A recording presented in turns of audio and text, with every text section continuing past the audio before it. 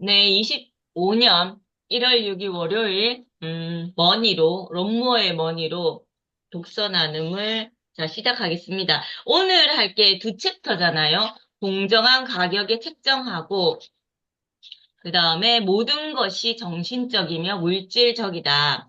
자, 우선 공정한 가격 책정에서는 이제 대표적인 이제 피카소잖아요. 야, 우리가, 어, 물질로만 보여지는 거를 가지고 항상 우리가 가격 책정을 하잖아요. 잘했네, 못했네. 이거에 얼마나 가치가 있네, 없네. 근데 그 이면에 보이는 그 사람에 대한 노력, 그 사람의 투자한 시간, 이거 보이지 않는 그런 것도 어떻게 가격 책정에 들어가 줘야 된다. 그 대표적인 게 피카소가 나오잖아요. 피카소가 티슈에 1분 만에 그림을 딱 그렸는데, 만약에 100달러를 딱 요구를 했는데, 그 사람이 너무 비싸다고. 피카소가 딱 한 말이 있죠. 아, 나는 40년 동안 이거 그림을 하기 위해서 난 투자를 했고, 내가 그만큼 노력을 했고, 그만큼의 시간을 보냈다. 그거 가치까지 담아서 얘기를 한 거잖아요. 아, 그런 부분에 대해서, 아, 그렇다, 맞다. 그 얘기를, 그 생각을 했었고, 그 다음에, 그냥 낮은 가격, 사람들이 다 그런 것 같아요. 낮은 가격은 악순환을 부른다는 게, 그렇잖아요. 우리 옛날에도 어른들 말하는 게 싼 게 비지떡이다. 비싼 게 최고다. 어른들은 그렇게 말씀하시잖아요. 저는 그 말이 무슨 뜻인지 몰라서, 뭐, 싸도 품질 좋은 거 많잖아. 이랬는데, 그러니까 어른들이 알고 그 말을 하셨는지, 모르고 그 말을 하셨는지, 저는 잘 모르겠지만, 이거를 다 읽었을 때, 아, 이면에 보이는 그 가치도 나는 생각해 봐야 되겠다라는 거 한번 더 생각해 봤고요. 그 다음에 경험도 가치라는 거. 경험도 자산이라는 거. 그것도 한번 더 상기하게 되었습니다. 그 다음에 뭐 부당한 부는 유지되지 않는다. 이 부분은 다 아시는 내용인 것 같고요. 저도 그렇게 느꼈었고 성장과 기여의 선순환 이것도 맞죠? 기여하고 선순환 되는 거잖아요. 선순환. 그 다음에 계속 성장해 나가는 거고 그 얘기고 그 다음에 모든 것이 정신적이면 물질적이다 했는데 여기는 좀 물질주의적인 게 나왔는데 그러니까 닭이 먼저냐 달걀이 먼저냐, 그 얘기인 것 같아요. 음, 그런 것 같거든요. 그러니까, 우리가 생각하고 있는 거는 정신적인 거잖아요. 근데 이게 물질로 다 나오는 게, 그러니까, 물질로 나오는 거는 무조건 정신적인 것부터 나왔다. 그러니까, 물질적인 돈 주고 사고, 그 또 가치를 사는 거고, 이게 계속 흐름이 돌아가는 거잖아요. 근데 이거를 누가 먼저다? 나중이다를 표현할 수 없다라는 거. 근데 롬무어는 그냥 물질적 측면에만 그렇게 얘기를 하는 것 같더라고요. 그러니까 뭐가 정신적이 먼저든, 물질적이게 먼저든, 이게 그냥 거기에서 연결고리가 있지 않은 게 아니라 연결고리가 되어져 있고, 뭔가 우선이 되든, 이거는 돌아간다라는 거. 아, 역시 돈은 에너지구나. 흘러가는 거구나. 돌아가야 된다. 누가 돈을 많이 쓰면, 그만큼 그 혜택을 입는 사람이 있고, 그 사람이 또 기부를 하거나, 그건 또 선순환이 되는 거잖아요. 기부를 받은 사람이 또 뭔가를 사거나, 그럼 또 선순환이 되는 거잖아요, 이게. 계속 돌아가는 거라라는 거를 알게 되었습니다. 이 파트를 우리가 생각하고 있는 게 이렇게 다시 한번 정리해줘서 좋은 두 챕터였는 것 같습니다. 저는 여기까지 하겠습니다. 네, 미선 대표님. 네. 저는 이 책을 읽으면서, 왜 이게 제목보다 내용이 어려운 책은 내 태어나서 처음 읽어본다 싶더라고요. 제목보다 여기 그 밑에 나와 있는 게 더 어려워요. 전반적으로. 공정한 가격을 책정을 하는 것에 대해서는 되게 설명이 잘 되어 있고 다들 재미있게 읽으셨을 것 같아요. 그리고 이제 낮은 가격은 악순환을 부른다. 그랬잖아요. 그래서 가격을 낮게 정할 경우 공정한 거래의 균형이 무너지는 사례들을 또 우리가 많이 접하기도 했고, 그랬으니까.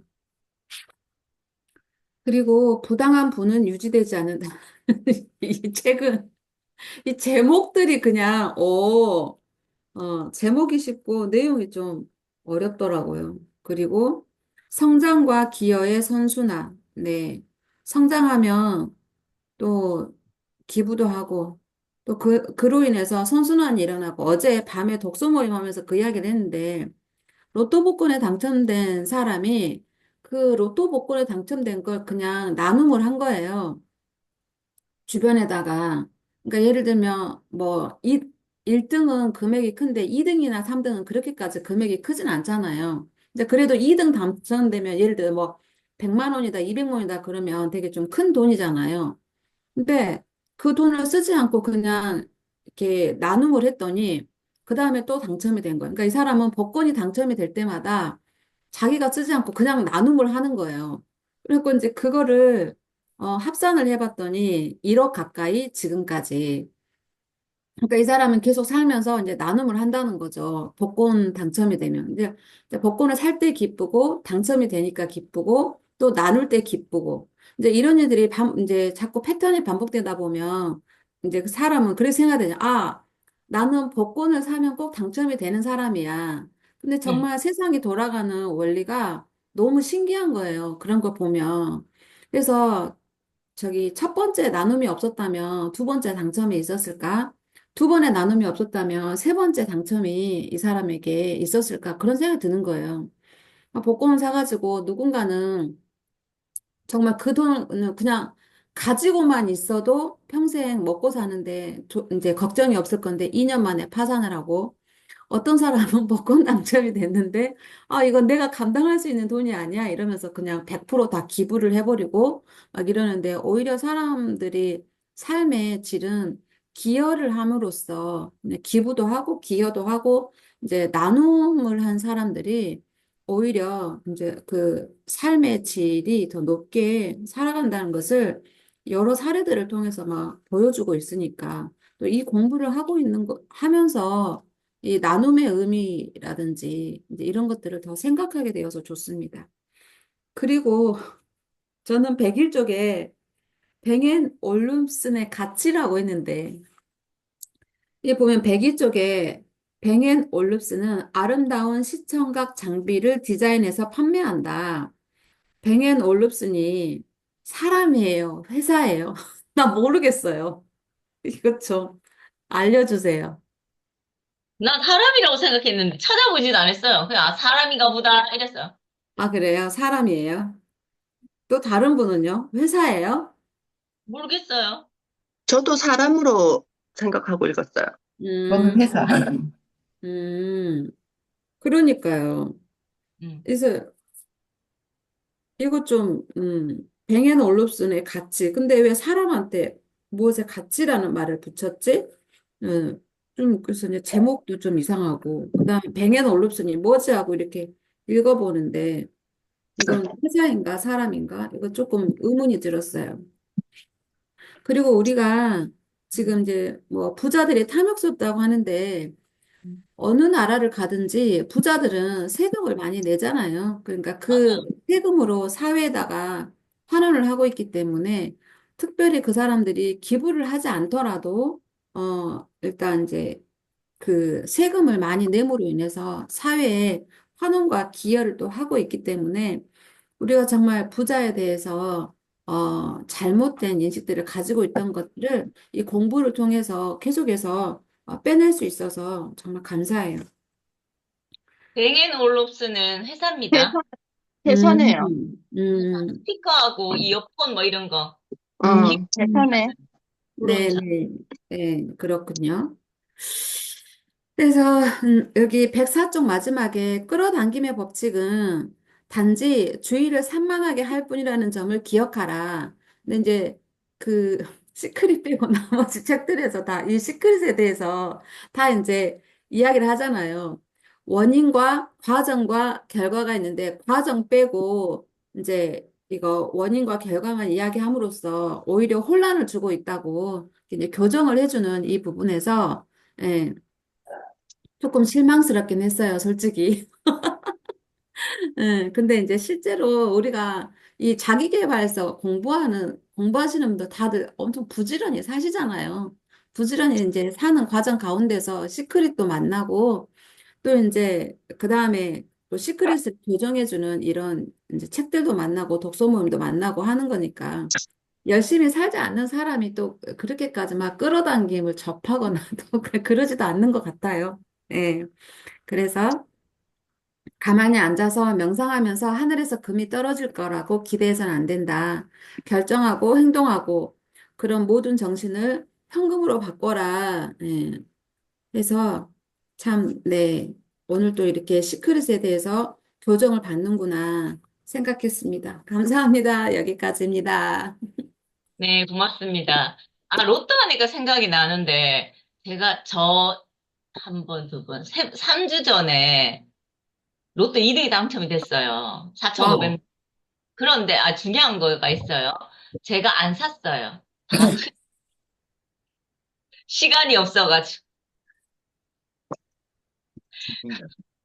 안 그래, 그 샀는데 다음날 당첨됐는지 알아요. 어떻게 알아? 그다음 받쳐보잖아요. 샀으니까 그게 내가 그러니까 아, 사지는 않아도 이렇게 음. 맞춰보잖아요. 어떤가 이렇게 궁금하잖아. 받는 거예요. 그러니까 이게 뭐지? 이때까지 쭉 잘 사다가 왜 요번쯤 안 샀지?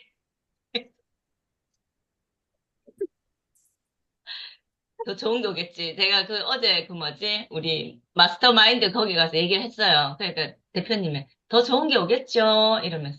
아, 맞다. 더 좋은 게 오겠지. 그 생각했어요.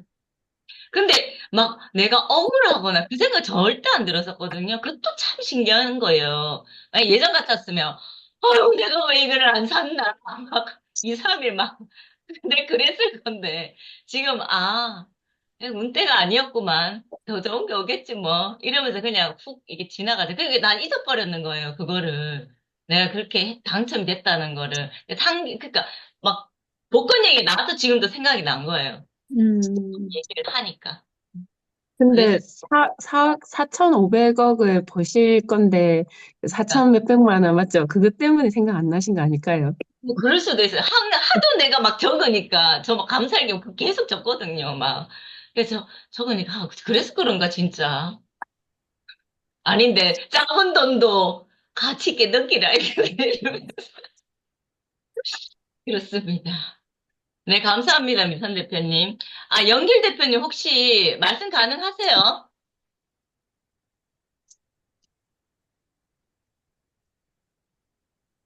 안 가능하신가 보다. 자, 스미 대표님. 네. 음, 이 파트 읽으면서 저는 그냥 느낀 게 정신과 물질은 하나다. 내 정신의 크기만큼 물질이 들어오는구나라는 생각을 했어요. 정말 피카소는 본인의 그동안의 그 지나간 세월을 가치를 삼아서 이 돈이다라고 했던 거고, 그러니까 그 가치를 모르는 받는 사람은 아니 이거 하나 긁어놓고 몇백만 원, 몇천만 원이라고요? 이런 거잖아요. 근데 저를 봐도 약간 그런 느낌인 거예요. 여기서 이제 뭐 아까 그 뭐지? 뱅앤롭스 이 얘기를 하면서 시계 얘기도 뒤에 나오잖아요. 우리 비싼 시계 이름이 뭐죠? 롤렉스. 롤렉스를 봐도 그런 얘기 생각하잖아. 아니 저딴 시계 하나에 몇천만 원 1억이라고? 어차피 시계 보는 거 똑같은데 저는 그 생각했었거든요. 그래서 그래. 그 뒤에 그 시계를 만드는 장인들의 수고스러움, 그 만드는 과정이 다르다고 하더라고요. 이게 진짜 그 기계에서 공장에서 찍어내는 게 아니라 그걸 하나하나 다 맞추고 그 정교하게 맞추는 작업들이 롤렉스는 좀 다르다고 제가 생각을 들었거든요. 아니, 말을 들었거든요. 근데 그 말을 들었음에도 그래? 이렇게 하고 지나갔는데 여기서 이 챕터를 읽으면서 피카소의 그런 말들, 내 그동안의 시간 동안 투자했던 나의 수고 이런 것들을 그럴 수도 있겠다. 이 사람은 자기의 그동안의 자기 스스로의 가치를 이 정도로 매겼구나.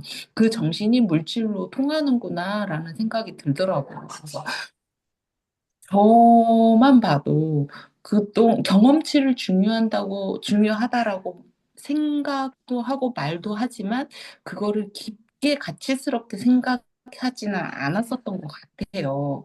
제가 마음 공부를 공부하고 있음에도 불구하고 그분들도 보이지 않는 무형의 가치를 가치로 평가를 해가지고 본인 코칭이나 이런 걸 하면서 돈을 받잖아요.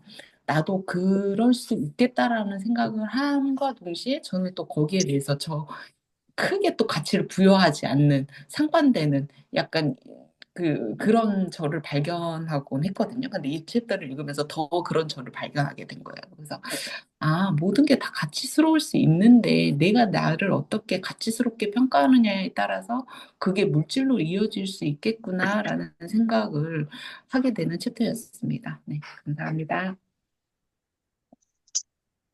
맞아요.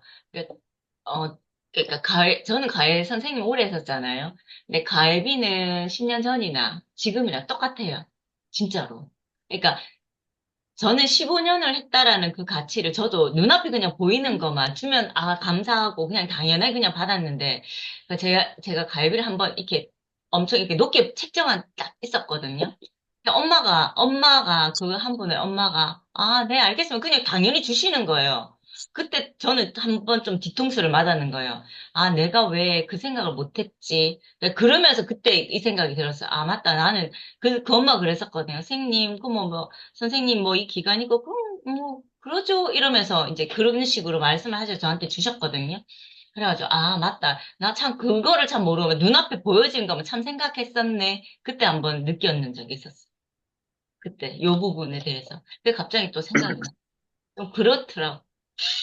네, 인순 대표님.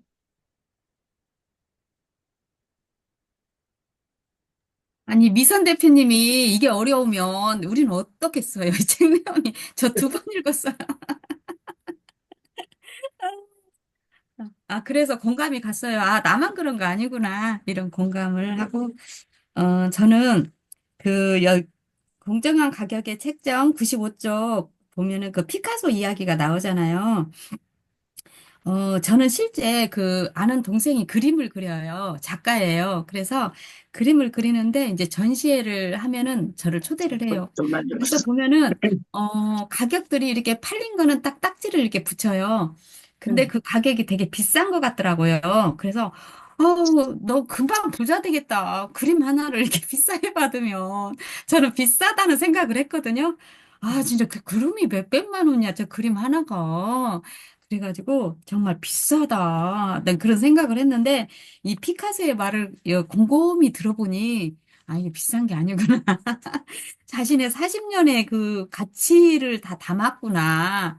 그거를 보면서 이제 그 친구 만나면 그림 비싸다는 말 하지 말아야지. 이제 그 생각을 했어요. 그 생각을 했고 진짜 보면은 고생을 하더라고요. 늘 보면은 그 그림을 그리고 있더라고요. 늘. 그래서, 이런 시간, 보이지 않는 그런 시간까지 다 그림에 담았구나. 그거를 이 챕터를 읽으면서 다시 한번 이해하게 됐고, 낮은 가격은 악순환을 부른다. 이것도 되게 공감을 했어요. 이게 진짜 공감을 한 게 뭐냐면, 제가 집에서 애들을 3명 키우면서 또 제가 학원을 했었잖아요. 아가씨 때 제 직업이 학원을 한 사람이어서 놀기가 그렇더라고요. 그래서 이제 집에서 공부방을 하고 거기서 이제 애들을 좀 모집을 하고 그래서 이제 아이들 키우면서 공부방을 운영을 했는데 제가 가격을 낮게 책정을 했어요. 왜 그러냐면 학원이 아니잖아요. 제가 월세를 내는 학원이 아니다 보니까 거의 반 가격? 그 가격에 학원비를 받으면서 제가 진짜 희생을 했죠. 뭐 밥도 해주고, 뭐 전도 부쳐주고, 뭐 고구마도 쪄주고, 이렇게 집에서 하면서 했는데, 지금 곰곰이 생각해 보니까, 그런다고 해서 그 부모들이 좋아했을까? 이제 좀 약간 그런 생각도 해보고, 그래서, 이게 무조건 가격을 낮게 책정하는 게, 이거는 여기서 나왔잖아요. 그 중간에, 97쪽 중간에 보면, 어, 가격을 높게 책정하는데 죄책감과 두려움과 걱정을 느꼈다. 그쵸? 약간 내가 학원을 당당하게 얻지 않고 집에서 한다라는 그런 약간 그런 것 때문에 가격을 이렇게 딱 반가경에 했었는데 지금 생각해 보니까 이게 지금 그건 아니었다라는 뭐 학원비까지는 아니어도 조금 더 받아도 됐을 것 법하다. 이런 거를 또 잠시 저도 생각해 봤어요. 왠지 돈을 받으려면 좀 상대한테 약간 우리는 그런 게 깔려 있잖아요. 돈을 제대로 받는 게 참 힘든 것 같아요. 그래서 이제 그걸 느꼈고, 가격을 올리라고 했잖아요. 가격을 올리라고 했고. 그 다음에 부당한 분은 유지되지 않는다. 보면 98쪽 아래에서 네 번째 보면 좋은 메시지는 네 차례 공유가 되지만 나쁜 메시지는 11차례 공유가 된다. 가치 결핍이 입증될 때까지 적어도 처음에는 판매가 잘 될지 모르지만 가격 시장이 생각하는 상한선을 넘어서거나 요구 가격보다 제품의 가치가 훨씬 더 낮다고 여겨지면 반대 현상이 벌어질 것이다. 그래서 이게 좋은 메시지보다도 이게 나쁜 메시지가 더 많이 공유된다는 거. 그래서, 우리가 할 때 이 부당한 분은 유지되지 않는다는 거. 이거 한번 다시 공유했고요. 그 다음에 이제 보면 모든 것이 정신적이며 물질적이다. 같은 것 같아요. 백쪽 그 중간쯤 보면 물질이 없는 정신은 감정이 없고 정신이 없는 물질은 움직임이 없다. 딱 여기서 이렇게 말을 해놨는데 결론적으로 보면 정신이 이렇게 위로도 아니고 물질이 위로도 아니고 두 개의 균형이 정말 중요하구나.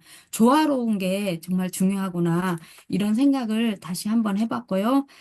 그다음에 배기 쪽 그 아랫부분에 보면 유기농이나 윤리적으로 올바르게 키워진 식재료만 사는 사람들이 있다. 그들의 돈은 좋은 목적에 쓰인다. 저도 이게 공감하는 게 뭐냐면 제가 지금 유기농 한살림이라는 곳을 이용하고 있거든요. 이제 근데 그거를 왜 제가 이용하냐면 그 생산자분들은 그 환경을 생각하고 땅을 살리고 씨앗을 살리는 운동을 해요. 생명 살림, 밥상 살림, 그런 환경 살림 운동을 하시는 분들이라는 걸 제가 알고 나서 그 뒤로 그 한살림이라는 그 유기농을 이용하는데 제가 사기만 해도 그들에게 어떤 그 도움이 되고 좋은 목적에 쓰인다는 거. 그래서 이 말이 많이 공감이 갔습니다. 그리고 이제 마지막 104쪽에 보면 끌어당김의 법칙 이 부분에서 이제 결론은 결정하고 행동하고 그런 모든 정신을 현금으로 바꿔라 그랬잖아요. 어떤 현금으로 바꿔라 그거는 모든 거의 결과치잖아요. 그래서 제가 이 일을 하면서도 보면은 돈을 조금 받는 분들에게는 인정이 적어요. 돈을 많이 받으신 분에게는 회사에서 최고의 인정을 해줘요. 아까 그 노렉스 식이 나왔죠. 그 노렉스 시계도 선물로 줘요, 그냥. 그래서, 현금으로 바꿔라. 이게 진짜 그 현금의 가치가 올라간 만큼, 이런 보상도 똑같이 올라간다는 거, 그걸 한번 다시 공감하게 됐습니다. 이상입니다. 네, 꼼꼼하게 인선 대표님 피드백 잘해주셔서 정말 감사합니다. 네, 혜정 대표님, 네, 안녕하십니까. 네. 안녕하세요. 저 한 이틀 동안 감기로 엄청 고생했어요. 그래서 오늘도 해야 되나? 이랬는데 오늘 좀 괜찮아가지고 짠 나타났습니다. 네, 다행이네요. 네. 그 첫 번째 공정한 가격의 책정에서 이렇게 봤을 때, 그래. 저도 이제 수업의 가치를 뭐 금액을 측정할 때 어떻게 측정을 하지를 고민을 했었었거든요. 고민을 하고, 네, 시장에 나와 있는 금액들을 이제 보면서, 이 정도 금액이어야 되지 않을까? 그냥 너무 자그마한, 안 돼. 그래서 금액을 측정했는데, 회원이 안 모이니까 순간 내가 많이 측정했나? 이런 생각이 들더라고요. 근데 이제 벌써 측정된 금액이기에 이제 뭐 그러면 수업 접으면 되고 뭐 이러면서 그런 생각을 하면서 이제 끌고 왔던 게 지금은 이제 다 10,000원이 되어가지고 제가 받아야 되는 시간당의 보수를 받고 있거든요.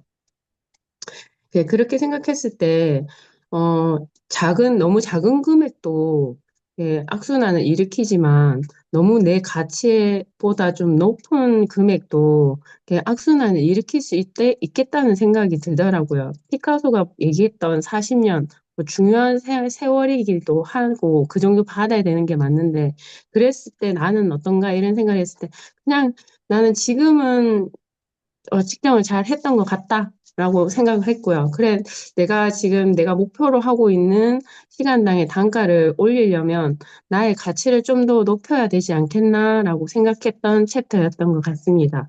그리고 모든 것이 정신적이고 물질적이라는 이 챕터에서는 그랬던 것 같아요. 그 뭐고 101쪽에 요트와 슈퍼카가 불필요하고 사치스러운 낭비라고 주장하고 있지만 저 그랬거든요. 지금도 살짝 사치품이라고 생각해요. 왜? 요트가 왜 필요한데? 막 이런 생각을 갖고 있는데 근데 여기 뒤쪽에 진짜 정말로 아무 쓸모가 없다면 존재하지 못할 것이다 그랬잖아요. 거기에서 이제 한번 그래. 쓸모가 있으니까 저런 애들이 있지. 그러면서, 나의 이런 고정관념을 좀 더 새롭게 바꿔보자라고 생각했던 챕터였습니다. 감사합니다. 맞아요. 나도 요트하고 이런 게, 참, 저렇게 좋은 차. 저는 또 운전을 안 하거든요. 그러니까 사람들이 막 차에 대해서 막 관심 있으면 전 관심이 없어요. 왜 저래 차에 대해 관심이 있나? 진짜 그 생각을 하면, 필요 없으면 진짜 안 생겨났겠죠. 원시 시대로 살고 있어야지, 우리가. 도끼 들고 다니면서. 그래야 되는 거죠. 맞죠? 도끼 들고 다니면서 다녀야지. 필요하니까. 비행기도 필요하니까 나는 거예요, 라이트 형제가. 라이트 형제 막 얘기를 했을 때 누가 하늘을 난다고 생각을 했겠어요? 근데 우린 너무나도 이용을 잘하잖아요. 음, 또 참사 좀 있었지만 하여튼 너무나도 잘 이용을 하고 있잖아요. 그런 부분을 생각을 하면 필요 있으니까 다 생각을 한 거고 이런 모든 물질들이 사람들의 상상과 그 필요에 의해서 나온 거니까 감사하게 우리가 하고 있는 거예요. 그러니까 당연시 하고 있는 거는 우리는 항상 딴지를 건단 말이지. 요트도 당연히 그냥 있는 건데, 아유, 전 부자들이 그냥 하는 거. 자신의 그 입장에 대해서만 이게 보니까, 참, 나 그릇이 작구나 그 생각도 했어요. 음, 이거 읽으면서. 나도 예전에 그 생각했지, 이러면서. 점점 그릇을 키워야 되고, 그 이면을 볼 수 있는 진짜 음, 지혜의 눈을 가지게 될 수 있었으면 좋겠어요. 저도 그렇고, 음, 대표님. 음. 그랬으면 좋겠습니다. 네. 화면을 끄신 분은 맨 나중에 기회가 가는 걸로. 자, 서희 대표님, 화면을 켜셨기 때문에, 네, 좋은 말씀해 주세요. 아침입니다. 오랜만에 또 화면으로 인사를 또 오늘 아침엔 또 시간이 돼서 저는 이 챕터를 읽으면서 그런 생각을 했어요. 꼭 제가 필요한 것들은 대가 지불을 그래도 하는 편이거든요. 반대로. 조금 비싸도 저거 나한테 꼭 필요하면 대가 지불을 하면서도 배우기도 하고 사기도 하는데 정작 내 어떤 서비스의 가치를 매기는 부분들에 있어서 아까 두려움이나 뭐 이런 것들에 대한 감정이 있었잖아요. 비슷하게 생각을 하면서 늘 고민을 하는 것 같아요. 이거 비싼 거 아닌가? 너무 싼 거 아닌가? 그러면서, 진짜 내 어떤 코칭이나 뭐 어떤 서비스에 대한 이 가치에 대한 근거, 이렇게 받을 수밖에 없는 근거 제시에 대해서 조금 저의 고객들에게 납득이 될 수 있도록 근거 제시를 좀 구체적으로 조금 해야 되겠구나. 이 제품에 대한 설명, 이 코칭을 받았을 때의 어떤 가치, 이것들이 제대로 전달이 되면, 그 정도면 충분히 받을 만하네요. 그냥 뭐 이렇게 드리겠습니다 정도로 나올 수 있게끔. 이게 가치 전달이 되지 않으면 그 정도 비용 가지고 이거를 배우는 게 맞을까? 제가 그 반대의 입장이면 좀 고민할 수밖에는 없겠구나라는 생각이 들면서 이 가치 전달에 대한 부분들을 좀 더 고민해야 되겠다. 어, 충분히, 그거 너무 저렴하게 드리는 거 아니에요? 라고 나올 수 있을 정도로 내가 원하는 금액에 대한 가치를 충분하게 전달하는 부분들에 있어서 조금 더, 심혈을 기울여야 되지 않을까라는 생각을 했었고, 또 그런 생각을 했어요. 회사에서 급여를 받을 때 적당한 보상을 해주지 않으면 사실 그 회사를 오래 다니고 싶지 않은 그런 것들이 또 있거든요. 근데 이 부분도 좀 같은 맥락인 것 같아요. 이 가치 측정에 대해서 제대로 되지 않으면 뭐든지 오래 가기가 되게 힘들다라는 거. 어차피 노력해봤자 맨날 똑같은 월급이고 노력해봤자 그냥 적당한 금액선에서 소비자들한테 주는데 무슨 노력이, 나중에 제가 그 가치를 오히려 이 정도밖에는 안 돼? 이렇게 나를 낮은 가치로 저기 판단할 수 있겠구나라는 생각이 들어서 그 가치를 매기는 부분에 있어서 조금 더 신경을 쓰면서 가야 되겠구나. 낮은 가격은 악순환을 부른다. 이게 오늘 아침에 저에게는 굉장히 큰 메시지를 준 것 같습니다. 감사합니다. 네, 맞아요. 근데 그런 것도 있는 것 같아요. 우리는 그거를 보려고 하잖아요. 그런 거를 보려고, 이면에 보이는 그 가치 부분들 보려고 계속 우리는 하고 있는데, 이걸 또 모르는 사람들이 있거든요. 그 엄마들을 봐도 그래요. 그 대뜸 상담을 하면, 얼마에 묻는 엄마들이 있고, 그 다음에 어때요? 수업이 어떻게 진행돼요? 이렇게 묻는 엄마들이 있어요. 근데 대부분 딱 보면 얼마에 묻는 엄마들은 제가 가격을 딱 제시를 쌤 너무 비싸요. 좀 어떻게 안 돼요? 계속 뭔가를 물어요. 계속 이렇게 꼬리에 꼬리를 물고 자신이 측정한 나에 대한 그 가치를 항상 얘기를 하는 거죠. 그러니까 맨 처음에를 할 때는 그냥 들어줬거든요. 그 가격에. 근데 요즘은 하면, 어머니, 이거는 좀 불편할 것 같습니다. 저도 불편하고 어머니도 불편하고 그래서 조금 이렇게 좀 끊는 편이거든요. 그러니까 나의 가치를 알아주는 사람을 만나는 것도 참 중요한 것 같더라고. 요즘에 들어서는. 음, 그런 게 참 이게 힘들어요. 그러니까 우리 같은 생각을 가진 사람들이 참 만나기가 힘들어. 그 생각도 좀 하게 됐어요. 그러니까 이한 대표님은 엄청나게 많은 달란트를 가지고 그 가치를 계속 진짜 그거를 해야 돼요. 내 가치를 어떻게 매길 수 있는 그 근거를 진짜 제시를 해줘야만 돼요. 저도 그걸 되게 많이 찾았었거든요. 그렇습니다. 항상 응원합니다. 네. 자, 희선 대표님 가능하세요? 잠깐만요. 뭘 잠깐만요, 예요. 카메라를 켤게요.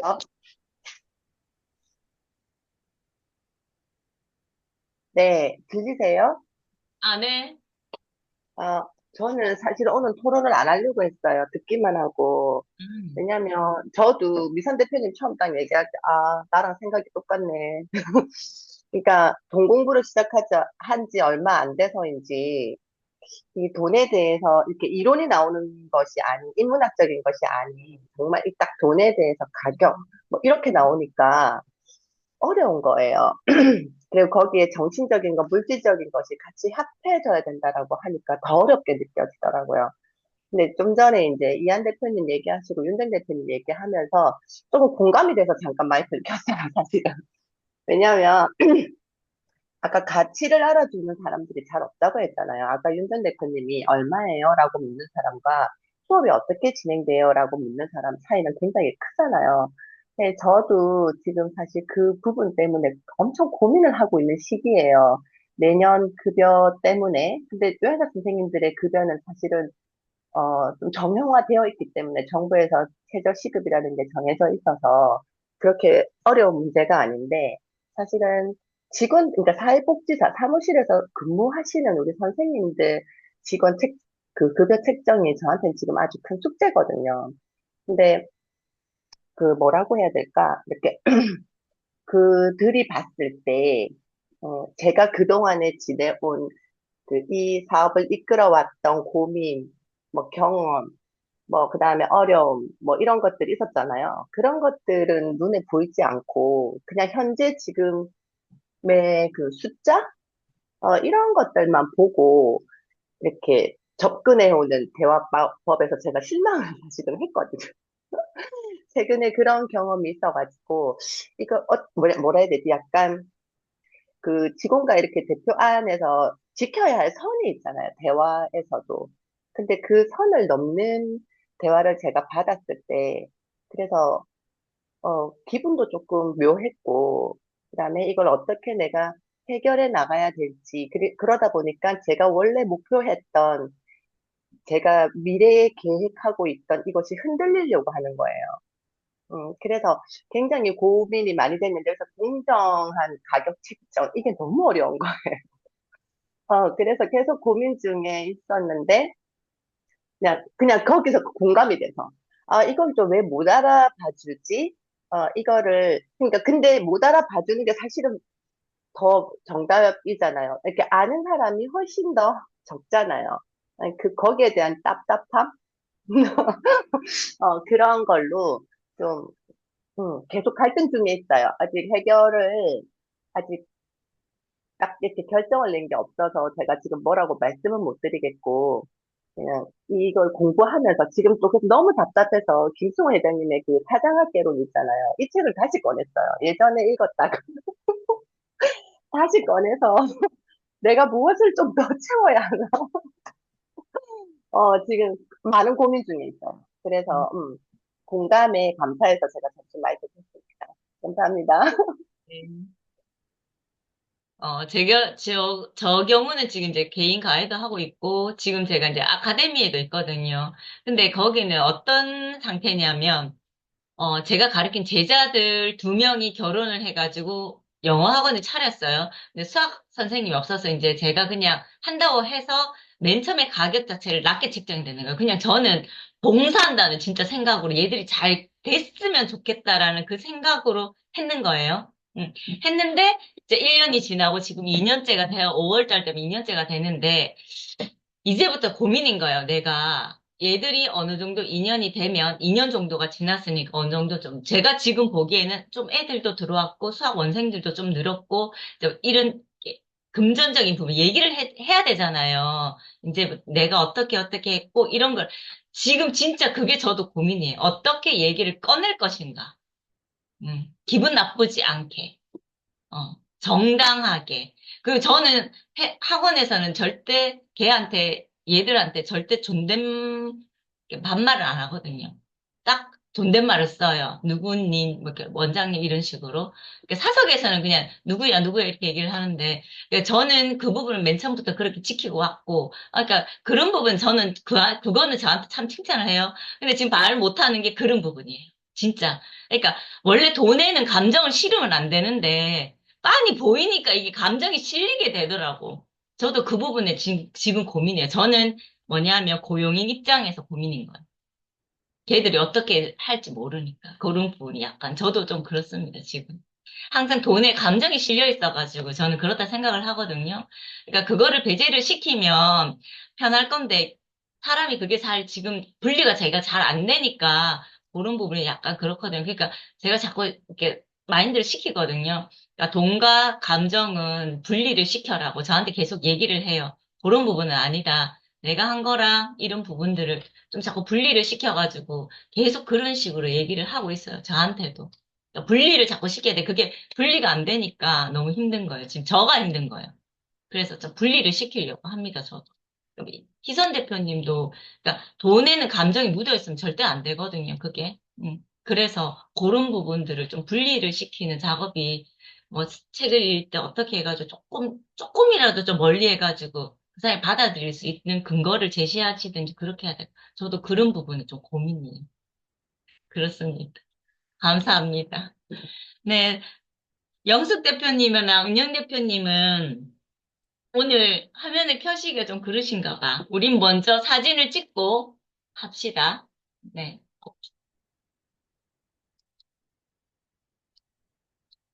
자, 사진을 찍읍시다.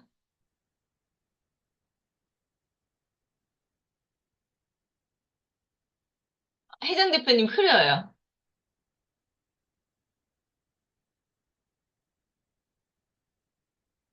네네, 됐어요. 네, 하나, 둘, 셋.